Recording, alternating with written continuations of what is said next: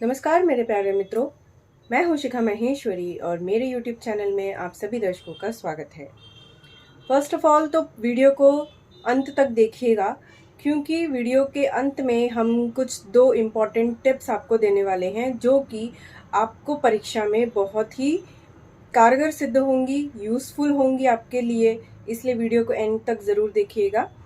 और आज हम एक प्रश्न लेने वाले हैं आपके लिए कि आपकी बोर्ड की परीक्षाएं चल रही हैं और उसमें 1-2 प्रश्न ऐसे आते हैं या कुछ प्रश्न ऐसे आते हैं कि वाक्य में अशुद्धि है और आपको वाक्य शुद्ध करके पुनः लिखना है। तो हम बहुत बार देखते हैं कि हम उस चीज़ में अपने अंक गंवा रहे हैं।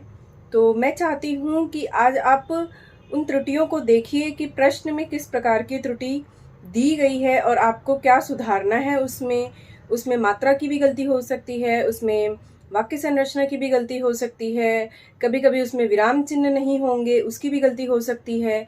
तो सारी गलतियों को मद्देनज़र रखते हुए हमें वाक्य को पढ़ना है, सारी गलतियों को सुधारना है और वाक्य को पुनः लिखना है।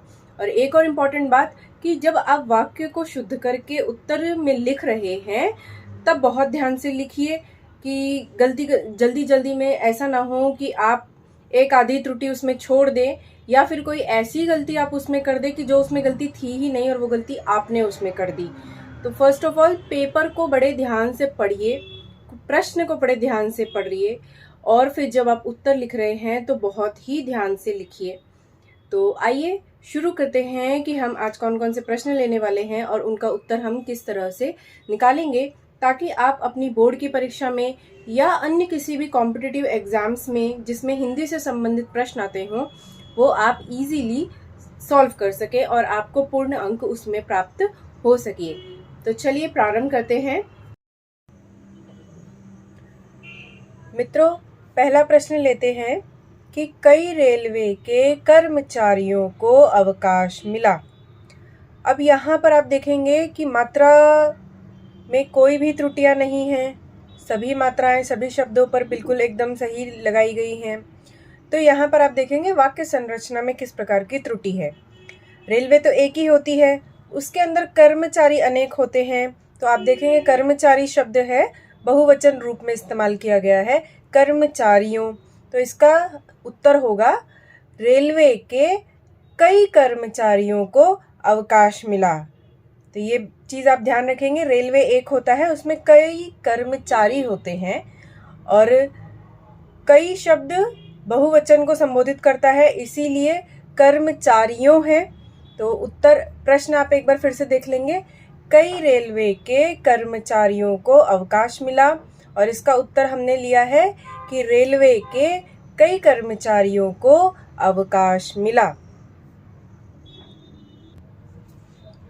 दूसरा प्रश्न आप देखेंगे, सुनकर राष्ट्रपति ने हंसी आ गई। अब इसका उत्तर है सुनकर राष्ट्रपति को हंसी आ गई। राष्ट्रपति शब्द के जगह पर किसी व्यक्ति का नाम भी हो सकता है, तो भी उत्तर यही होगा, सुनकर राहुल को हंसी आ गई। इस तरीके से जब भी किसी व्यक्ति का नाम आएगा या किसी की पोजीशन या डेजिग्नेशन का नाम आएगा और इस तरीके का आपका वाक्य है, तो आप ये देखिएगा कि उसके संबोधन के साथ क्या हमने लगाया है। तो यहाँ पर प्रश्न था सुनकर राष्ट्रपति ने हंसी आ गई और उत्तर है सुनकर राष्ट्रपति को हंसी आ गई। एक और प्रश्न लेते हैं, सन्यासी ने उनका पीठ में कृपा पूर्वक हाथ फेरा। अब यहाँ पर किस प्रकार की त्रुटियां हैं जिन्हें आप सही कर सकते हैं। सन्यासी ने उनकी पीठ पर कृपा पूर्वक हाथ फेरा। यहाँ पर हमने उनका की जगह उसे उनकी कर दिया है और पीठ में नहीं होता है, पीठ पर होता है। कोई भी शारीरिक अंग के बारे में अगर बताया जा रहा है या वो ऊपरी अंग हैं हमारे, तो पीठ पर, हाथ पर, पैर पर, इस प्रकार से आप वाक्य बनाइएगा और अपना उत्तर लिखिएगा। तो प्रश्न एक बार दोहरा दिया जाता है। सन्यासी ने उनका पीठ में कृपा पूर्वक हाथ फेरा। सही उत्तर होगा सन्यासी ने उनकी पीठ पर कृपा पूर्वक हाथ फेरा। एक और प्रश्न लेते हैं। राधिका शाम को घर लौटेगा।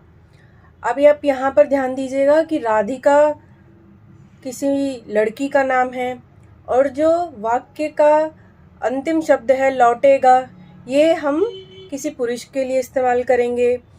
तो राधिका के लिए क्या शब्द आएगा? लौटेगी। तो इस प्रकार की आपको त्रुटि पहचाननी है। राधिका शाम को घर लौटेगी। तो ये आपको चीज़ ध्यान रखनी है कि वाक्य बहुवचन है या एक वचन है, स्त्रीलिंग है, पुल्लिंग है, नपुंसकलिंग है। इस तरीके से वाक्यों के जितने भी शब्द होते हैं वो सब आपको ध्यान से देखने हैं और तो ही आपके अंक अच्छे आएंगे। और आई होप कि आपके सारे प्रश्न सही निकले, सही उत्तर निकले उनके, और आप बहुत ही आसानी से, बहुत ही जल्दी से उसे सॉल्व कर सकें और परीक्षा में पूरे अंक प्राप्त कर सकें।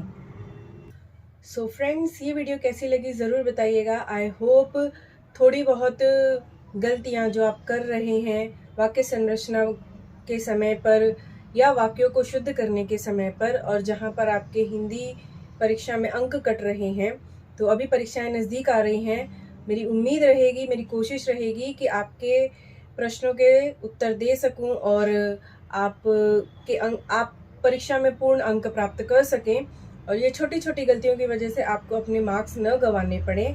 वीडियो पसंद आई हो तो लाइक कीजिएगा, शेयर कीजिएगा, कमेंट कीजिएगा। और भी किसी अन्य विषय पर आप वीडियो चाहते हैं तो कमेंट बॉक्स में ज़रूर बताइएगा। Till then, thank you, bye bye. और most important tip of the day is कि आप अपने वाक्यों को बहुत ही ध्यानपूर्वक पढ़िए। और वाक्य संरचना कर रहे हैं निबंध के समय पर, पत्र के समय पर, तो बहुत ही सोच समझकर कोई भी वाक्य लिखिए। और सबसे बड़ी टिप ये होगी कि आप वाक्यों को लिखने का पुनर्अभ्यास करते रहें। Till then, thank you, bye bye, नमस्ते।